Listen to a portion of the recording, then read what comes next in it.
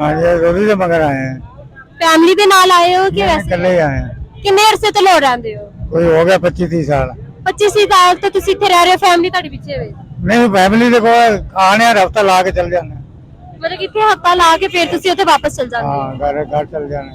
ਤੁਹਾਨੂੰ ਮਤਲਬ ਕਿ ਲਾਹੌਰ ਦੇ ਹਾਲਾਤ ਕਿਸ ਤਰ੍ਹਾਂ ਦੇ ਲੱਗਦੇ ਨੇ? लाहौर के हालात ठीक है ਤੇ ਤੁਹਾਡੇ ਆਰਬ ਵਾਲੇ ਦੇ ਕਿਸ? आरफ वाले बिल्कुल सेट है।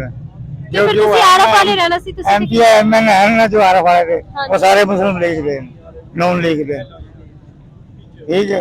उन्होंने वो साढ़े में हुकूमत उन्होंने दी चलती पई उसे बिल्कुल ठीक ठाक कोई उत्ते हालात खराब नहीं। ਤੇ ਫਿਰ ਤੁਸੀਂ कोई हाल असि सिर्फ इधर आने मेले से ਅੱਛਾ ਹੁਣ ਤੁਸੀਂ ਮੇਲਾ जिले वाल ते आए ने अच्छा। या मेले ते आने ਮਿਹਨਤ ਕਰਨ हाँ मेहनत करना मजदूरी। ਤੇ ਤੁਸੀਂ ਇਮਰਾਨ ਖਾਨ ਬਾਰੇ ਕੁਝ ਕਹਿਣਾ ਚਾਹੋਗੇ? नहीं जी इमरान खान के बारे तो असि कुछ नहीं कहना चाहते जो उन्होंने किया उन्होंने मिल गया समझ ਕਿਉਂ ਕੀਤੀਆਂ ਭੁਗਤਣ ਦੇ? वो कीतियां भुगतन लिया जो जेड़ा बंदा कोई करता है वो आदि कीती भुगतदा एक एक गाल ਤੁਹਾਡੀ के ਨਜ਼ਰ 'ਚ ਕਿਹੜਾ ਹੁਕਮਰਾਨ ਚੰਗਾ ਹੋਏਗਾ? साडी हुक्मरान ये चंगा कि उये नवाज शरीफ भी आ जाए पहले साडे जेड़ा चंगा सी ये जिथे चलना पिया ना काम उत्थे ही चले तो चंगा है वो वापस आ जाए।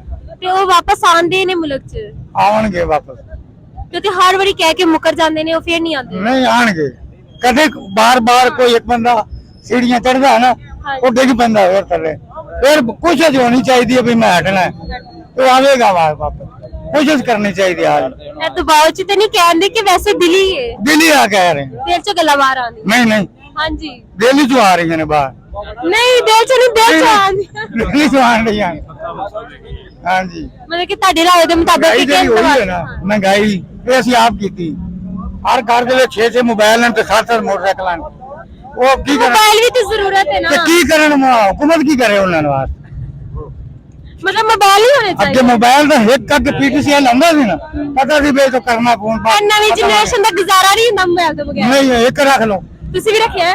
ਇੱਕ ਰੱਖਿਆ ਹੋਇਆ ਬਸ ਹੋਰ ਕੋਈ ਨਹੀਂ ਕਰੇ ਤੇ ਤੁਸੀਂ ਨਵੀਂ ਜਨਰੇਸ਼ਨ ਨੇ ਵੀ ਇੱਕ ਇੱਕ ਹੀ ਰੱਖੇ ਨੇ।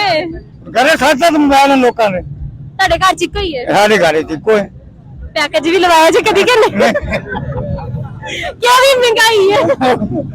ਪੈਕੇਜ ਕਦੇ ਕਦੇ ਲਾ ਲੈਨੇ ਮਹੀਨੇ 100 ਚ ਲੱਗ ਜਾਂਦਾ ਇੰਨਾ ਸਸਤਾ ਪੈਕੇਜ? ਹੋਰ 100 ਚ ਮਹੀਨਾ ਗੱਲ ਕਰ ਲੈਨੇ ਪਰ ਸਾਡੇ ਤੁਹਾਡਾ ਆਵਾਮ ਨੂੰ ਕੋਈ ਮੈਸੇਜ ਹੋਵੇ, ਹਾਂਜੀ ਆਵਾਮ ਵਾਸਤੇ ਕੋਈ ਮੈਸੇਜ ਹੋਵੇ? ਆਵਾਮ ਵਾਸਤੇ ਮੈਸੇਜ ਇਹ ਹੈਗਾ ਕਿ ਆਵਾਮ ਕਿਹੜੇ ਲਈ ਆਣਾ ਖਰਚਾ ਘੱਟ ਕਰ ਲਵਣ ਹਾਲ ਹਾਲ ਥੋੜੀ ਕਰਨ ਹਾਲਾਲ ਕੀ ਹੁੰਦਾ ਹੈ ਵੀ ਤਾਂ ਆਪ ਕਰਦੇ ਮੈਂ ਬਹੁਤ ਥੋੜਾ ਕਰਵਾਉਣ ਪਈ ਜਾਂਦੇ महंगाई आ गई यूं आ गया साढ़े खर्चे आ गए ਇਹ ਦੱਸ ਭਈ ਆਵਾਮ ਵਾਸਤੇ ਤੇਰਾ ਕੀ ਮੈਸੇਜ मेरे मैसेज मेरा ये है कि आ जाएगा नवाज शरीफ वो सारा काम कर ਖਰਚੇ ਘੱਟ ਕਰਨ ਤੇ ਨਵਾਜ਼ ਸ਼ਰੀਫ ਆਵੇਗਾ ਤੇ ਸ਼ੇਅਰ ਕਰਨ ਬਤੇ फिर करन बहुत फिर भी बहुत